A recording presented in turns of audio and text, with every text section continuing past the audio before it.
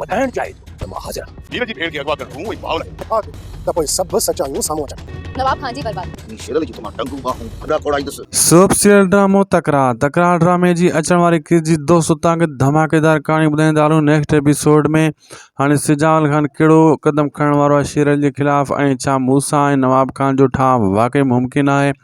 दोस्तों तव्हांखे ॿुधाईंदा हलूं अचण वारी किस्त में पहिरीं ॻाल्हि त हाणे मोमल अहद कंदी त कीअं बि करे आउं मूंसां सां शादी करे ऐं नवाब खान खां बदिला वठंदुसि ऐं उनजो इहो ई अहद आहे। ऐं ॿी ॻाल्हि दोस्तों इन में हाणे नवाब खान काफ़ी ॻाल्हियूं मूसा सां राज़ी कंदो ऐं मूसा खे चवंदो मां तुंहिंजी शर्तूं मञा थो ऐं मीर जी भेण खे बि आज़ादु कंदुसि लेकिन तूं ठाह लाइ हथ वधा ऐं मूंसां मुंहिंजो थी गॾु रहो। मूसा इन शइ में राज़ी थी वेंदो काफ़ी शर्तूं नवाब खान खां मञराए करे।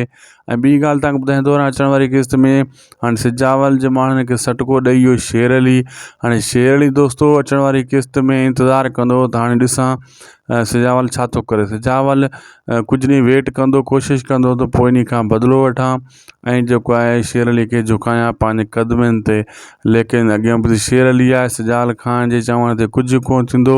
ऐं नेक्स्ट एपिसोड में दोस्तों तव्हां इहो ॾिसंदो त भावाल जे लाइ बि ठाह जो रस्तो खुली चुको आहे। सिजावल कोशिशि कंदो मीर सां इन जो ठाह कराए इन्हनि जो बि अमुन कराए छॾियां ऐं सिजावल इन इंतज़ार में हूंदो त मूसा मुंहिंजी चङाई मञी मुंहिंजे उताक ते ईंदो पर ईअं कान थींदो। मूसा कान चङाई मञंदो ऐं उताक ते बि कान वेंदो सिजावल लाइ कान वेंदो हू नवाब खान सां ई रहंदो ॾिसिजो तव्हां।